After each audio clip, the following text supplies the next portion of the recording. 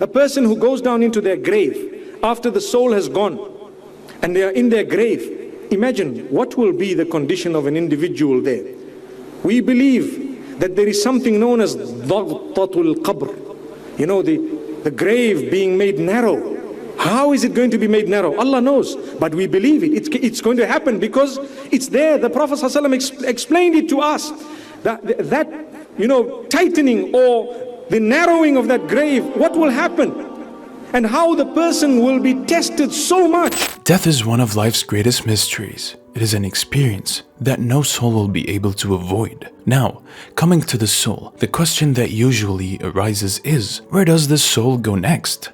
The Islamic account of the journey of the soul after death can be found in a number of hadiths. The sojourn after death is portrayed as something Allah sends to everyone. It's both inspiring and horrifying. It is in dying that the soul goes through a phase that may either be accompanied by a lot of tranquility or pain based on how the individual has lived their life. It can be said that the grave, which is known to be the first stage of the afterlife, has its own lessons that are at the same time horrifying and meaningful. Do you ever contemplate as to what happens to a person when he or she takes their last breath? Will our soul be happy, or will it suffer things that are beyond human comprehension? It is generally believed that the soul exits the body at the end of life, and the spiritual soul transcends physical experiences such as dying. The moment of death, the soul's departure. In the final moments of life, a profound and mysterious event takes place, passing or death, or literally, the evaporation of the spirit from within the flesh. This is a moment that every person will face on the social arena, although its outcome depends on their belief and actions. In a hadith, it is stated that when the believer is about to die,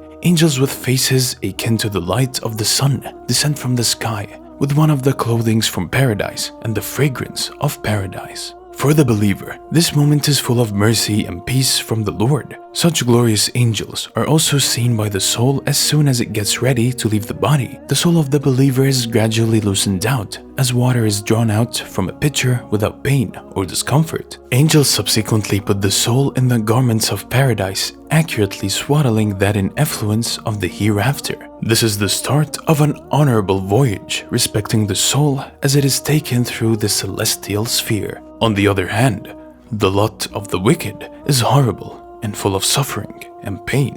The angels that come for the disbeliever are those that look terrible and horrifying with the intention to punish the disbeliever. To dissect the body, the soul is ripped from it roughly through wet wool. In paradise, it should be smooth as wool, procured from a sheep's back. This is seen by the angel's failure to comfort her. Rather, they bestow on her eternal suffering of the soul in the hereafter. This part focuses on illustrating contrasts between the necessary exit of a righteous and a wicked person. It is to prompt the people of the kingdom of God to lead their lives spiritually and justly, since this is the start of eternity. The way the soul departs from the body determines the sort of existence it has, or a blessed one followed by torment with rods. Barzakh, the intermediate state. The grave is not just a place where we lay our loved ones to rest. It is the first stage of the afterlife and holds significant importance in Islamic teachings.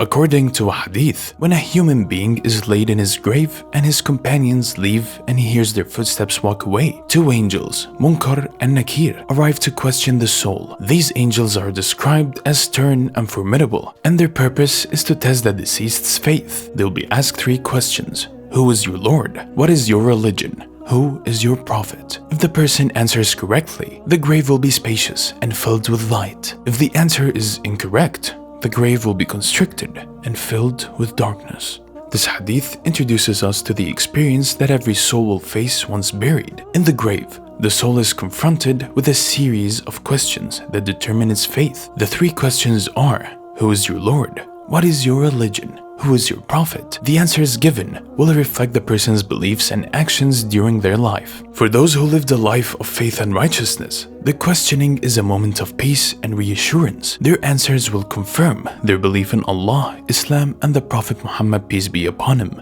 and they will be granted comfort and a glimpse of paradise. However, for those who lived a life of disbelief or sin, this moment is filled with fear and distress. They may struggle to answer the questions or give incorrect responses, leading to a harsh and unsettling experience in the grave. This interrogation serves as a prelude to the soul's ultimate faith, whether it is peace and reward or torment and punishment. This part emphasizes the importance of our beliefs and actions in life as they directly impact our experience in the grave. It serves as a reminder of the significance of holding firm in faith and living a righteous life to face the questions of the grave with confidence.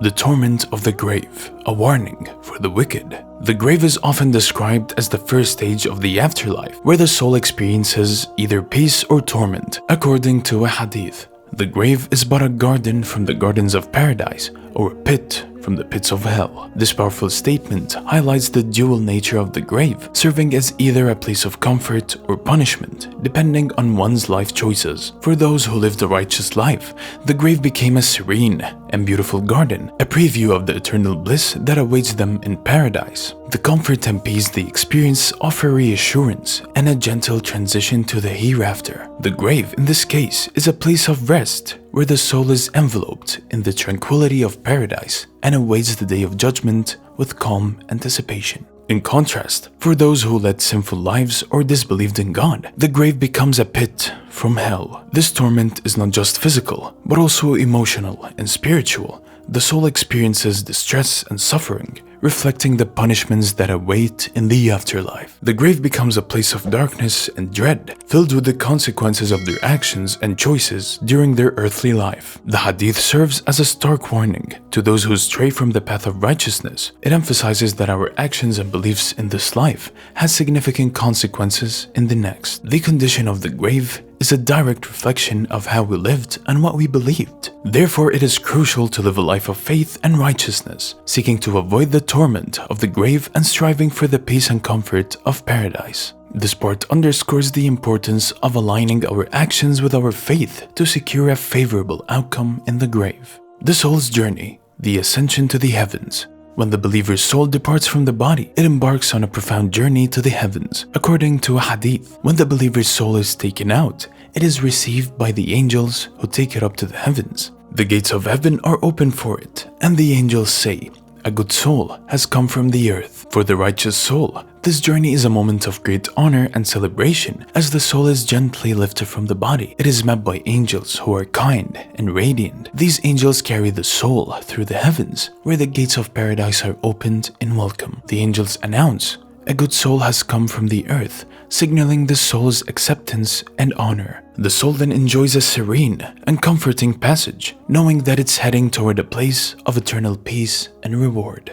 In contrast, the journey of the disbelieving or sinful soul is vastly different. When such a soul departs, it is met by angels who are stern and unfriendly. Instead of being welcomed, the soul is faced with rejection. The gates of heaven are not opened for it, and the soul is thrown back down to the earth. This harsh treatment reflects the soul's actions and beliefs during its lifetime, leading to a state of distress and discomfort. This part highlights the profound difference between the experiences of the righteous and the wicked after their death.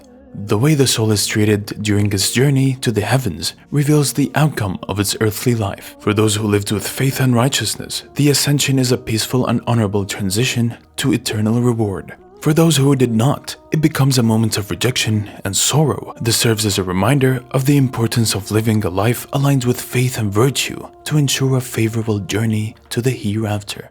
Sadaqah Jariyah. Sadaqah Jariyah, deeds with continuous benefits. As narrated in Sahih Muslim, the Prophet Muhammad, peace be upon him, said, "When a man dies, his good deed comes to an end except for three things: ongoing charity, beneficial knowledge, and a righteous child who will pray for him." This hadith emphasizing the enduring impact of a believer's actions even after death. The rewards continue to accumulate through these three avenues. For the believer, the soul enjoys a tranquil state, having laid the groundwork for ongoing blessings through righteous deeds, knowledge that benefits others, and children who continue to pray. This provides comfort and peace during the waiting period until the resurrection. On the other hand, the soul of a disbeliever may undergo a stressful time full of anxiety, aware that the day of reckoning is near. This period is marked by discomfort and dread, reflecting the actions and attitudes of the soul during life. Ultimately, our lifestyle determines the type of peace or conflict a human soul will encounter in the future, and the next life is certainly far better for you than this one. Surah Ad-Duha, Ayah 4. May Allah make us amongst those who enter paradise.